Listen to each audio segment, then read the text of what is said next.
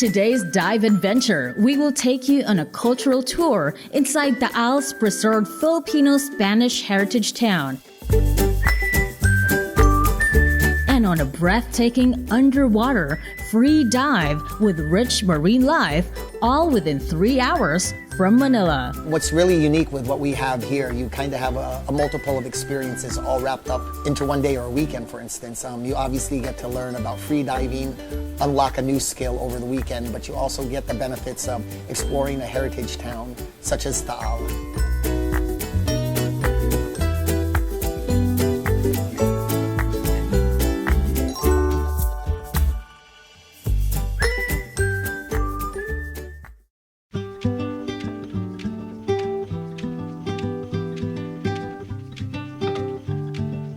Kung unforgettable yet low-cost destination near the metro ang hanap mo, idagdag mo na sa iyong travel bucket list ang Taal, Batangas.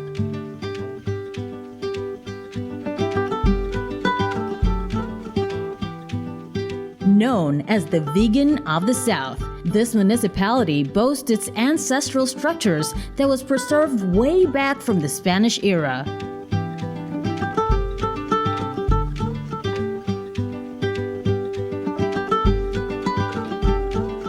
In just 3 hours from the metro, via bus from Cubao or Buendia bound to Taal Lemery, ay mapapasyalanan natin ang Taal Heritage Town at ang mga preserved historical structures nito.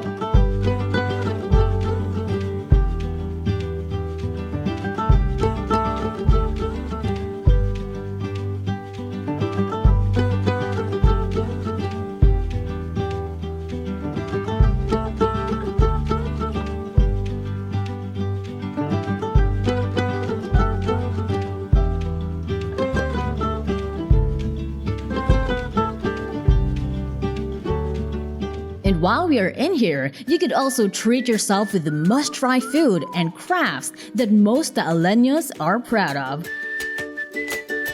Gaya ng Batangas Lomi, Kapeng Barako,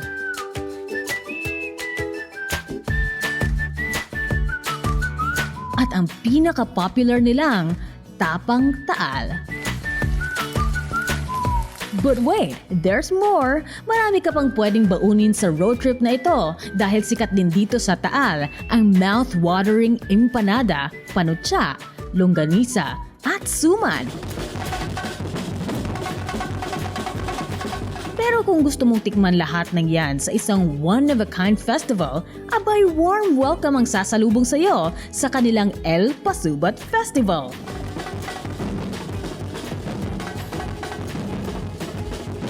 Ang El Pasubat Festival ay isang annual celebration ng bayan ng Taal na ginaganap tuwing buwan ng Abril. Alam niyo ba kung ano ang ibig sabihin ng El Pasubat? El Pasubat stands for empanada, longganisa, panutsa, suman, balisong, barong Tagalog, and tapa. In this grandiose event, iniha-highlight ng mga Taaleños ang mga delicacies at crafts kung saan kilala ang bayan ng Taal.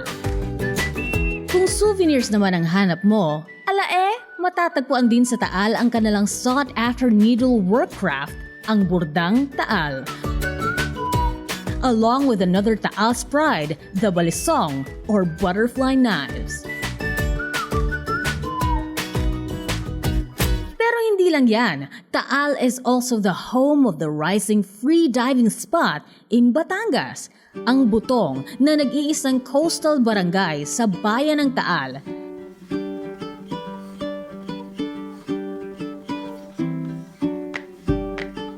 Its name, Butong, originated from a plant called buto, which is endemic or existing only to this place out of 42 barangays in Taal.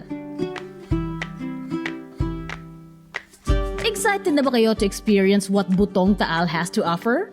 Worry not! Sagot namin kayo dahil at only 15 minutes away from Taal Heritage Town ay maaari mo nang subukan ang kakaibang free diving experience sa marine protected area dito sa Butong. With Dirk's Dive and Dine, our diving partner for the day. Owned and founded by a multi-sport coach and athlete, Mr. Robert Kevin Wolford. So what we have here is a view deck that's overlooking Balayan Bay, and we have a boat called the Sea Wolf, and it allows us access basically to all the amazing dive sites here in Taal. We share basically the same shoreline as Anilao, Tingloy, that sort of thing. So it's pretty amazing stuff under the water. What's really unique with what we have here, you kind of have a multiple of experiences all wrapped up into one day or a weekend, for instance. You obviously get to learn about free diving, unlock a new skill over the weekend, but you also get the benefits of exploring a heritage town such as Taal. So it's rich in history and as well as different types of foods that we have here. So you have destination dining, you have the idea of checking out a romantic, historic town, as well as being able to unlock what the sea has to offer. Dive and Dine Resort offers a thrilling experience for both day trippers and diving enthusiasts. Dahil on top of their trek and tour services for backpackers, Dive and Dine also offers 2-day diving course para naman sa mga interested sa free diving. Our all-in package, well, at least our accommodation dive package for the weekend is on promo right now for $2,000. Pesos. That doesn't include meals, but it does include all the gear rentals. It's a boat dive as well. It includes your safeties and your coaches as well. And that's also 2 lessons, so over the weekend. So outside of what it costs you to get to here, whatever your travel fee may be from Manila, usually, you're looking at less than about $3K. Unlocking a new skill, mind you. You're gonna come away and have a new skill.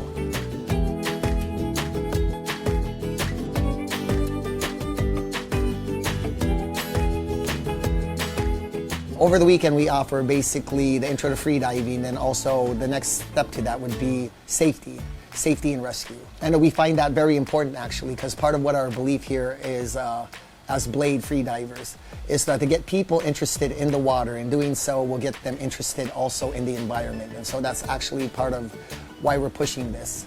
We want people to have a greater stake at protecting the environment. We don't want to be here pointing fingers at people saying you must do this, you must do this. I think once you learn about free diving and you appreciate actually what it is that we have here in the Philippines, I think you'll have a different approach to being able to take care of what this awesome resource that we have out here. So, kung sulit experience and free diving adventure ang hanap mo, this will definitely suit your taste. Ready ka na bang mag-dive? Yeah, everybody, please come down if you get a chance. If you have a weekend to get away with yourself or your barcadas or loved ones, this would be definitely the activity for you to do. Learn to free dive. I think it's important that everyone learns to free dive because we have the most expansive shoreline on the planet. In fact, I think the Philippines has the most shoreline anywhere on the planet. And it only makes sense that as Filipinos, na alam natin kung anong meron sa dagat. I think the statistic actually is that 1 in 5 knows how to swim. And so let's find ourselves growing that statistic to the great majority of us, being able to learn how to be a part of what's out here in the ocean. Come join us. Up next, gear up mga kabady and learn the essentials of free diving as we explore the rich marine biodiversity of Butong Taal. Dito lang sa The Dive.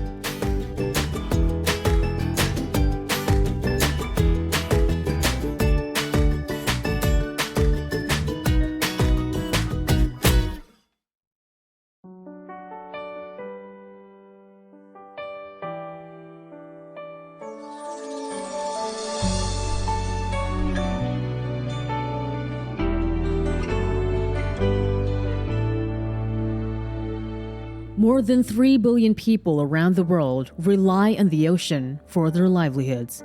The majority of them are in the developing countries, just like the Philippines. However, the ocean is now suffering drastic habitat degradation, negatively impacting the various marine life and the sustainability of the livelihoods of those who depend on it. And one big reason for this is plastic pollution. Sa isang kisap mata,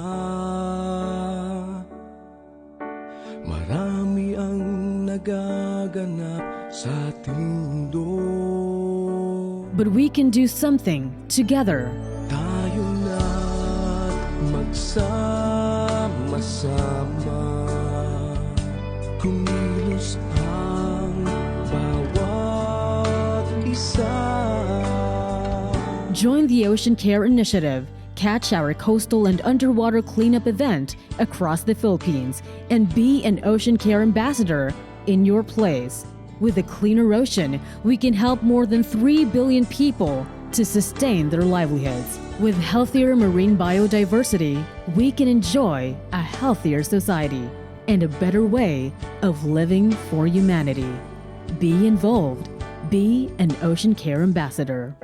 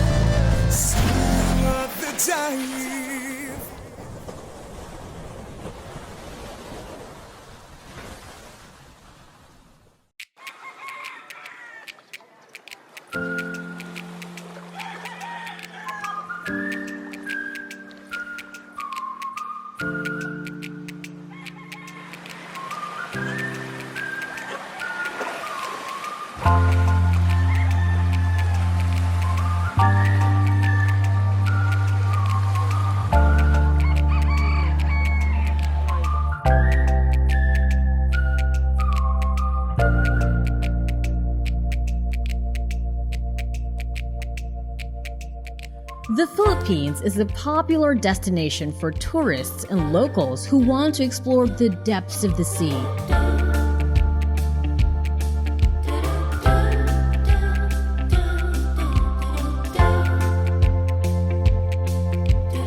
With its more than 7,000 islands, of which majority of them having beaches, it is without a doubt one of the best diving spots to test your diving skills. At isa sa mga diving destination that you could try ay matatagpuan sa Butong Marine Protected Area dito sa Taal, Batangas.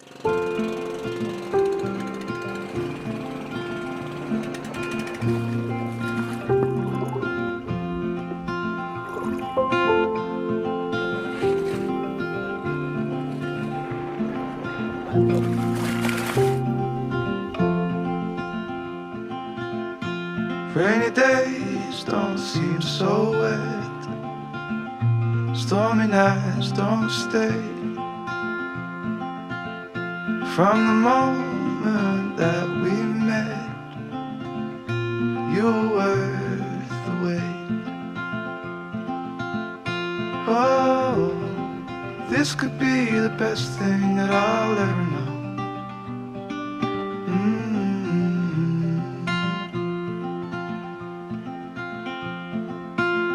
There are several possible ways to observe this rich and vast marine world.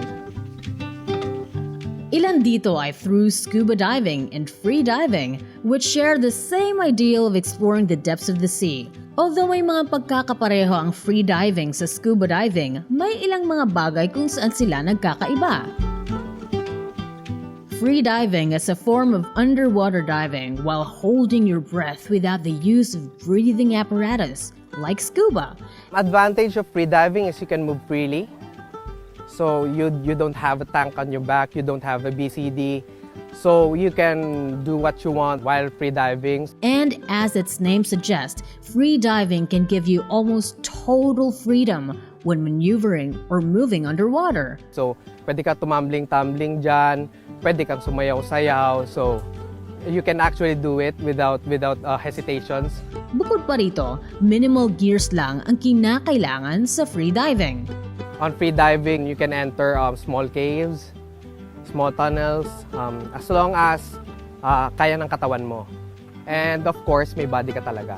In scuba diving, it requires equipment that weigh as much as 22 kilograms. Pero huwag mag-alala dahil this weight will soon feel weightless when you're underwater. Like any other physical activity, free diving will increase the strength of your body as well as increase your endurance and vitality. But whether you're a beginner or an expert in this field, there are some things you need to remember for your next adventure dive. Ito ang mga tips from our free diving coach, Mr. Kevin Kenneth Reyes, before exploring the beauty of Butong's underwater world as a free diver. Tip number 1. Never dive alone. First thing, you need to have a dive buddy. So one golden rule of free diving is you never dive alone. So when you're diving with the different locations, you need to find locals to ask for the spots. Since pag hindi natin kilala yung dagat, medyo mahirap kapain yung ilalim. So we don't know the current, takbo ng current, yung alon. So kailangan mo talagang maghanap ng guides, local guides na matagal na kabisado yung dagat. Remember to always have a diving buddy with you. Also, if possible, have a rescue diver or a local diver with you whenever you're free diving. It's important to look out for one another to ensure both of your safety. And, of course, having a dive buddy will make your free diving experience even more fun.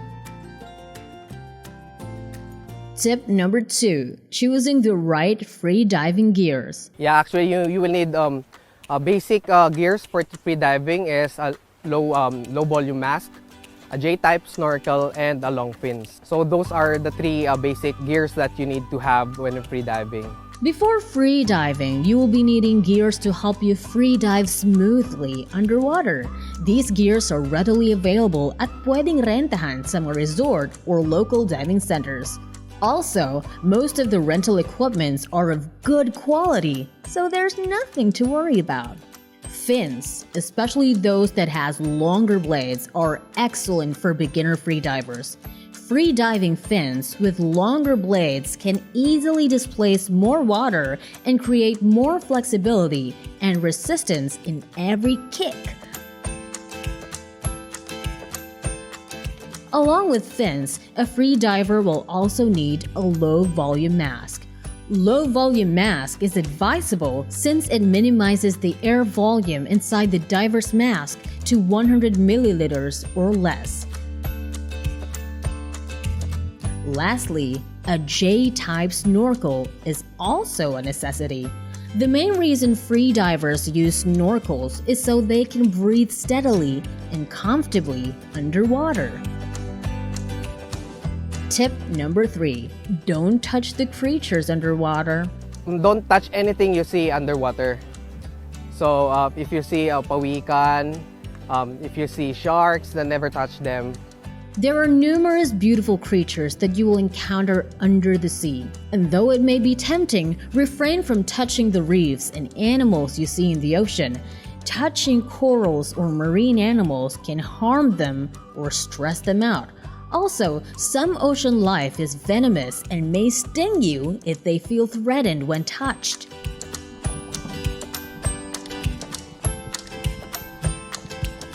There you have it! You are now ready to take your free diving adventure! Exploring the splendid marine world is a great activity that almost everyone can enjoy. And just like any sport or activity, free diving requires practice, focus, and training. It also takes one large inhale to dive beneath the surface of the sea, where most senses are muted. You can hear, smell, nor feel nothing except the comforting surrounding pressure and the awe-inspiring rare beauty of the underwater world and its creatures. Up next, learn how the municipal government of Taal takes action towards marine protection and the crown of thorn extraction on Butong marine protected reefs. Herein, The Dive.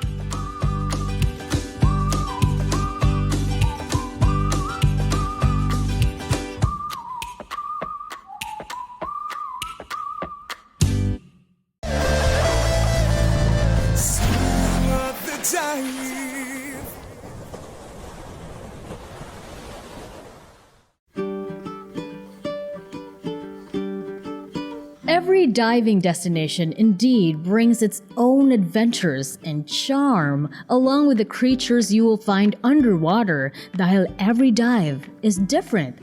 At ika nga nila, no dive is the same. And in order to preserve these majestic marine life, kinakailangan natin itong pangalagaan para mapanatili ang kagandahan nito.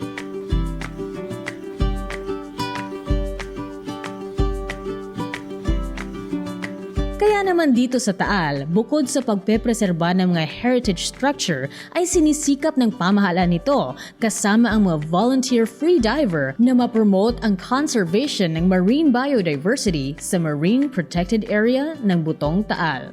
Ang Butong, sa ngayon, meron po tayong diniklarang marine protected area na kung saan po ito ay isang ordinansa na nangangalaga sa ating karagatan, sa yamang dagat ng Butong.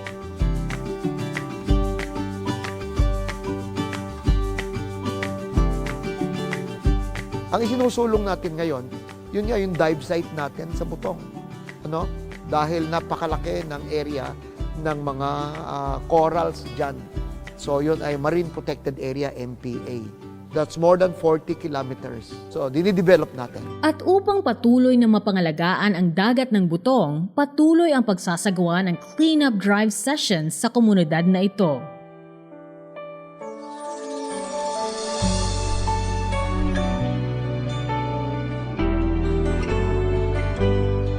For us to mobilize something like that, we do need the LGU's help in that. First and foremost, when we do a cleanup drive, siguro 2 dump truck ng basura, ng sako, na pupuno namin. So we need a dump truck. The LGU's been faithful naman in allowing us to use their dump truck to do just that. But if the LGU doesn't help, it's gonna be definitely an uphill battle because simply, yung mga common people don't have the ability to basically mobilize and get rid of so much debris. Sinisikap din ng local government unit ng Taal na makapagpatupad ng maayos na pamamahala at sumuporta sa mga kinakailangan ng mga freedivers sa pagsasagawa ng cleanup drive.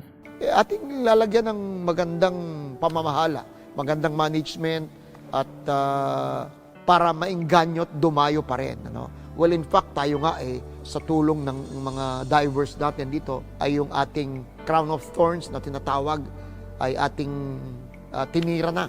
Maaring kulang pa rin, pero tuloy-tuloy, kaya hindi lang ningas kugon, tuloy-tuloy ang ating paggagawa para ma-develop natin ito. Maliban sa patuloy na paglilinis dito, isa rin sa inaaksyonan ay ang pagpuksa sa lumalaganap na crown of thorns sa parte ng dagat na ito.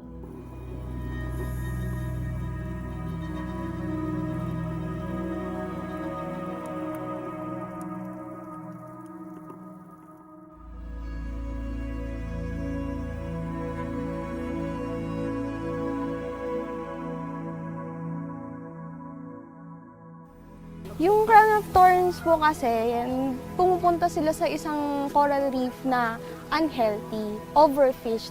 Hindi naman siya totally masama. Kapag 1 piraso, 2 piraso, okay lang yun. Pero kapag more than 20 na, yung nasa isang dive site, yun, doon na tayo kailangan talagang kumilos para mabawasan sila. Kasi unti-unti nilang kakainin yung reef.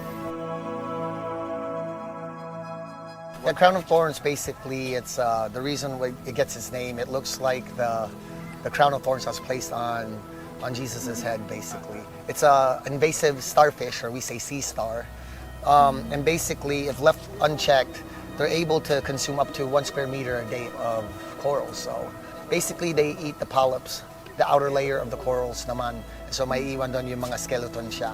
And they're quick to populate as well. So mabilis din sila mag-produce. If there's traces of crown of thorns in the area, dapat talaga maagapan agad. Because like I said, 1 square meter a day might not seem like a lot. But if you leave it alone, it's going to keep eating and they're going to multiply. And they're going to go through your reef system rather quickly. Isa sa epektibong paraan nila ng pagtanggal ng mga crown of thorns sa mga coral reef ay ang maingat na pagpulot sa mga ito gamit ang mga tong at pag-inject sa mga ito ng water vinegar solution. The other method This is with the injection. The traditional method is with manual extraction naman. As you can see here, we have metal tongs here. Medyo mahaba siya because the crown of thorns are actually poisonous as well. So medyo delikado kung natusok ka noon. According to our coaches, kinakailangang maging maingat sa pag-alis ng mga crown of thorns na ito upang hindi ito mag-release pa ng maraming itlog. So usually kapag you extract it, you pick it up, you put it in a container, you try to bring it to the surface as quickly as possible. Gather as many as possible, bring it to the surface as quickly as possible. And usually you find a place where you can bury it when you get it to shore. And even kahit yung tubig na kasama sa kanya, is you don't want to get it re-released into the water because there's a possibility that maybe the eggs were released in that. And so instead of removing one crown of thorn, you're releasing potentially thousands of eggs. So that's something that we definitely want to avoid.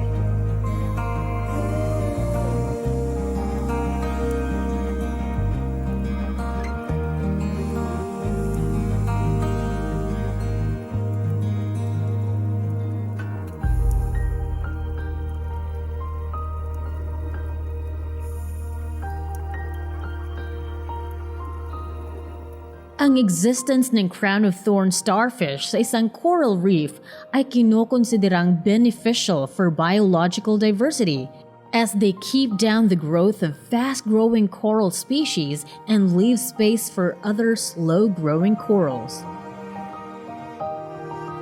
Ngunit dahil sa pagkawala ng biopredators nito at ang patuloy na paglala ng climate change, patuloy rin ang pagdami ng crown of thorns. Indikasyon na nasisira ang balanse ng marine environment, dahilan kung bakit naituturing itong peste sa ating mga corals.